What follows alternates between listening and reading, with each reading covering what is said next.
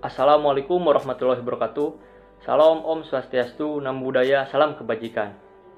Perkenalkan, kami dari kelompok 1, mata perkuliahan Pendidikan Pancasila dengan dosen pengampu Bapak Kosasi Hadi Saputra, SPD MPD. Di sini kami berasal dari kelas C, Prodi Kesehatan Masyarakat, Fakultas Ilmu Kesehatan, Universitas Siliwangi, angkatan tahun 2021. Di sini kami akan sedikit meringkas materi mengenai Pancasila sebagai dasar nilai pengembangan ilmu. Dengan beranggotakan saya, Adam Mawardi, nomor absen 13, dengan nomor NPM 214101054. Saya Tasya Mutiara Hermawan, nomor absen 9, dengan NPM 214101010. Nama saya Devika Rahmalia Putri, absen 6 dengan NPM 214101006. Nama saya Muhammad Rapli Sujadat, absen 33 dengan NPM 214101083. Saya Maman Suherman, nomor absen 30 dengan NPM 214101080. Saya Panisa Martiani, nomor absen 2 dengan NPM 214101002. Baiklah, marilah kita simak uraian materi dari kelompok kami pada bab 7 mengenai Pancasila sebagai nilai pengembangan ilmu. Poin A, ada hakikat ilmu pengetahuan. Nomor 1, pengertian ilmu pengetahuan dan teknologi. Apa itu ilmu? Ilmu berasal dari bahasa Arab, yaitu dari kata alima, yang berarti pengetahuan. Apabila kita ekuivalenkan dalam bahasa Indonesia, ilmu itu adalah science. Science berasal dari bahasa Latin, yaitu ada scio, sciere, yang berarti pengetahuan. Jadi bisa disebutkan bahwa ilmu itu adalah pengetahuan. Ilmu pengetahuan bisa dikategorikan menjadi 3. Yang pertama, ada hipotesis. Yang kedua, ada teori. Dan yang terakhir, yang ketiga, ada dalil. Yang selanjutnya, ada pengetahuan. Secara etimologis, pengetahuan bisa diartikan atau berasal dari bahasa Inggris yang berarti knowledge. Dikutip dalam Encyclopedia of Philosophy, definisi pengetahuan itu adalah kepercayaan yang benar. Pengetahuan dikutip dari Suhaidi tahun 2016, pengetahuan yang dimiliki manusia itu ada 4. Yang pertama, ada pengetahuan biasa. Yang kedua, ada pengetahuan ilmu. Dan yang ketiga, ada pengetahuan filsafat. Yang keempat, ada pengetahuan agama. Selanjutnya, materi perkembangan iptek. Ilmu pengetahuan berkembang melangkah secara bertahap menurut dekade waktu dan menciptakan zamannya. Dimulai dari zaman pra-Yunani kuno, abad pertengahan, Renaissance, zaman modern, dan masa kontemporer. Hal tersebut diuraikan Surajio pada tahun 2004, 127-129 berikut ini. A. Zaman pra-Yunani kuno. Zaman pra-Yunani kuno disebut juga zaman batu yang berkisar antara 4 juta tahun sampai 20.000 tahun. Pada zaman ini ditandai oleh kemampuan. Selanjutnya, B. Zaman Yunani kuno. Pada masa ini dianggap sebagai gudang dari ilmu filsafat karena bangsa Yunani pada masa itu tidak lagi mempercayai adanya mitologi-mitologi. Lalu C. Zaman abad pertengahan. Para ilmuwan pada masa ini hampir semua adalah para teolog, sehingga aktivitas ilmiah terkait dengan aktivitas keagamaan. D. Zaman Renaissance. Zaman ini ditandai sebagai era kebangkitan kembali pemikiran yang bebas dari dogma-dogma agama. Selanjutnya poin E yaitu zaman modern. Pada zaman modern sesungguhnya sudah dirintis sejak zaman Renaissance, seperti René Descartes, tokoh yang terkenal sebagai bapak filsafat modern. René Descartes juga seorang ahli ilmu pasti. Penemuannya dalam ilmu pasti adalah sistem koordinat yang terdiri dari 2 garis lurus X dan Y dalam bidang datar. Isaac Newton dengan temuannya teori gravitasi, Charles Darwin dengan teorinya Struggle for Life atau perjuangan untuk hidup. Menurut J.J. Thomson dengan temuannya yaitu elektron. Selanjutnya yang F, zaman kontemporer atau abad 20 dan seterusnya. Fisikawan termasyhur abad ke-20 adalah Albert Einstein. Ia menyatakan bahwa alam itu tak terhingga besarnya dan tak terbatas. Di samping teori mengenai fisika, teori alam semesta, maka zaman kontemporer ini ditandai dengan penemuan berbagai teknologi canggih, mulai dari penemuan komputer, berbagai satelit komunikasi, internet, dan sebagainya.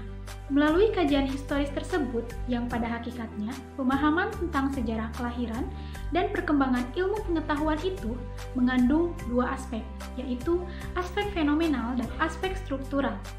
Aspek fenomenal menunjukkan bahwa ilmu pengetahuan mewujud atau memanifestasikan dalam bentuk masyarakat, proses, dan produk.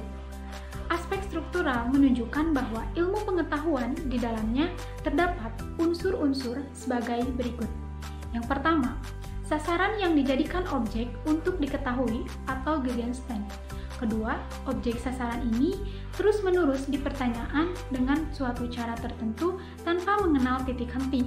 Yang ketiga, ada alasan dan motivasi mengapa Gegenstand itu terus-menerus dipertanyakan. Yang keempat, jawaban-jawaban yang diperoleh kemudian disusun dalam suatu kesatuan sistem. Dikutip oleh Kunto Wibisono tahun 1985. B. Pancasila sebagai dasar pengembangan ilmu, pengetahuan, dan teknologi. Iptek sebagai asas pembangunan dan sebagai salah satu bidang pembangunan yang sejajar dengan bidang pembangunan lainnya, maka secara sadar kita mengakui dan memahami betapa pentingnya Iptek bagi kehidupan bangsa dan negara kita, terutama dalam menjalin hubungan pembangunan nasional antara Iptek dan nilai budaya serta agama tertentu. Nilai Pancasila sebagai pengembangan ilmu pengetahuan dan teknologi yang terkandung dari setiap sila-sila Pancasila diuraikan sebagai berikut. Yang pertama, nilai ketuhanan sebagai dasar pengembangan ilmu. Sila pertama yang berbunyi ketuhanan yang Maha Esa. Sila ini memberikan dasar bahwa Iptek tidak hanya memikirkan apa yang ditemukan, apa yang dibuktikan, dan yang diciptakan. Yang kedua, nilai kemanusiaan sebagai dasar pengembangan ilmu. Yang ketiga, nilai persatuan sebagai dasar pengembangan ilmu.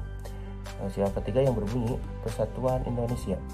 Selain yang mendasari bahwa Iptek hendaknya dapat menumbuhkan rasa nasionalisme, rasa kebesaran bangsa serta rasa keluhuran bangsa sebagai bagian dari umat manusia di dunia. Dan yang keempat yaitu nilai kerakyatan sebagai dasar pengembangan ilmu.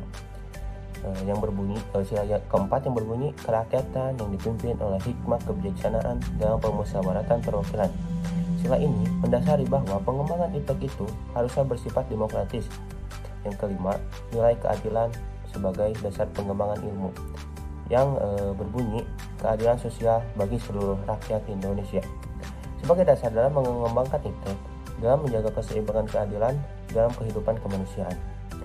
Oke, jadi kesimpulannya yaitu nilai Pancasila yaitu nilai ketuhanan, kemanusiaan, persatuan, kerakyatan, dan keadilan merupakan fondasi yang paling kuat bagi bangsa Indonesia untuk mengembangkan Iptek. Bahkan menemukan Iptek dengan syarat mutlak tersebut bertentangan dengan nilai-nilai Pancasila. Urgensi kedudukan Pancasila sebagai dasar pengembangan Iptek. 1. Urgensi Pancasila sebagai dasar nilai pengembangan ilmu. Kemajuan Iptek tidak selalu memberikan dampak positif bagi proses kemandirian dan sikap menghargai hasil produktivitas dalam negeri.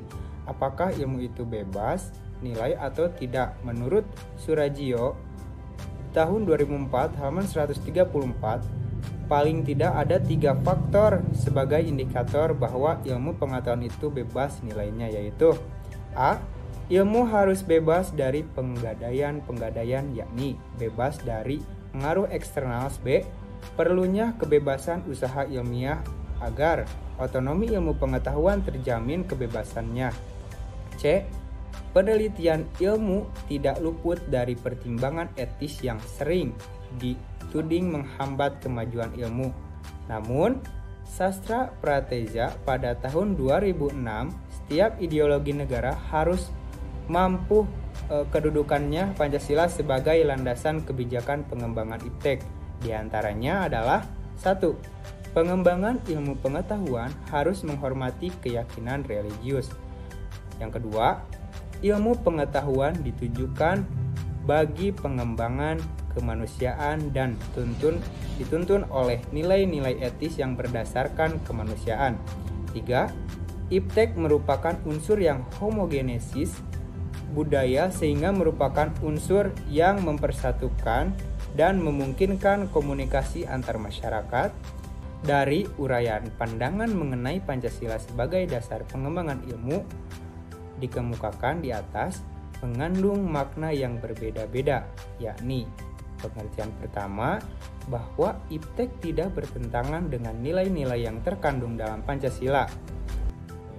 Makna yang kedua, menyertakan nilai-nilai Pancasila sebagai faktor internal. Yang ketiga, bahwa nilai-nilai Pancasila berperan sebagai rambu normatif bagi pengembangan Iptek.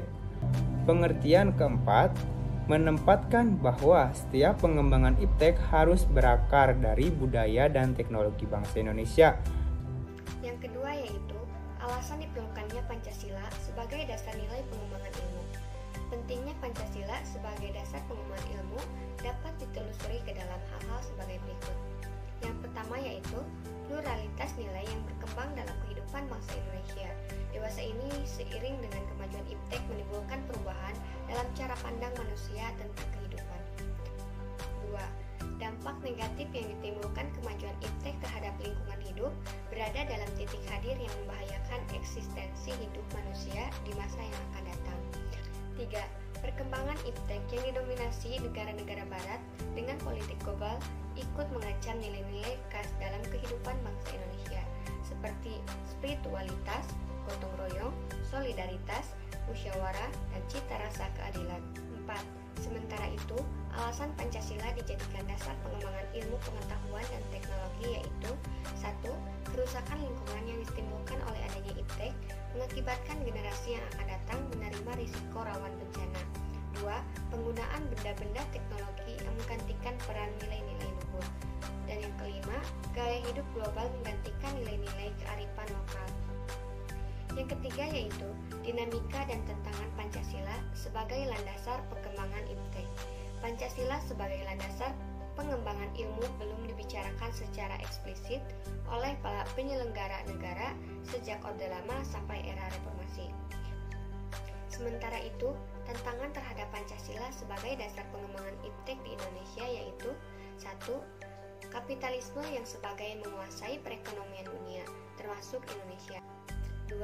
Globalisasi yang menyebabkan lemahnya daya saing bangsa Indonesia dalam pengembangan Iptek sehingga Indonesia lebih berkedudukan sebagai konsumen daripada produsen dibandingkan dengan negara-negara lain. 3.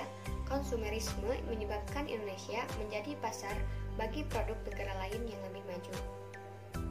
Dan yang keempat yaitu pragmatisme yang berorientasi pada 3 ciri yaitu workability atau keberhasilan, satisfaction atau kepuasan, dan result atau hasil mewarnai perilaku kehidupan sebagian besar masyarakat Indonesia. Pesan dan kesan kami selama mengikuti kegiatan perkuliahan mata kuliah pendidikan Pancasila di semester 1 ini sangat bahagia sekali, sangat senang, dan tidak membuat kami suntuk atau mengantuk pada saat pembelajaran. Di dalam materinya pun mudah dipahami dan mudah dicerna, apalagi materi yang tentang menjelaskan sejarah peradaban di negeri ini. Sebab Bapak selalu disiplin masuk dan juga metode yang Bapak ajarkan berbeda dengan dosen-dosen yang lain. Materi yang Bapak sampaikan mudah untuk saya pahami. Di dalam virtual kelas pun Bapak sangat asik, ramah, dan juga tidak membuat ngantuk karena diselingi dengan humor yang mendidik.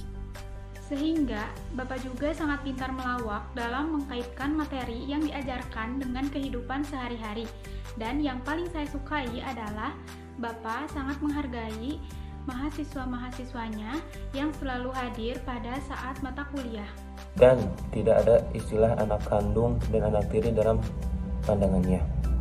Sama sekali Bapak tidak pernah membeda-bedakan kami, baik laki-laki, perempuan, yang cantik dan jelek, semuanya Bapak perlakukan kami dengan sangat baik dan sopan. Pesan dari kami, jika boleh Pak, kami memberikan saran untuk kedepannya, untuk media pembelajarannya lebih bervariasi, tidak hanya berkomentar di YouTube saja, dan juga dalam waktu pembelajarannya lebih diefektifkan sesuai jadwal yang ada. Sekali lagi, Kami ucapkan terima kasih kepada Bapak atas ilmu yang telah disampaikan, dan semoga apa yang Bapak sampaikan dapat memberikan manfaat bagi kita semua, khususnya Bapak sebagai dosen pengampu mata kuliah Pancasila. Dan semoga pada semester 1 ini, hasil yang kita dapatkan tidak mengecewakan Bapak dan semua mahasiswa. Sekian dari kami, terima kasih. Wassalamualaikum warahmatullahi wabarakatuh.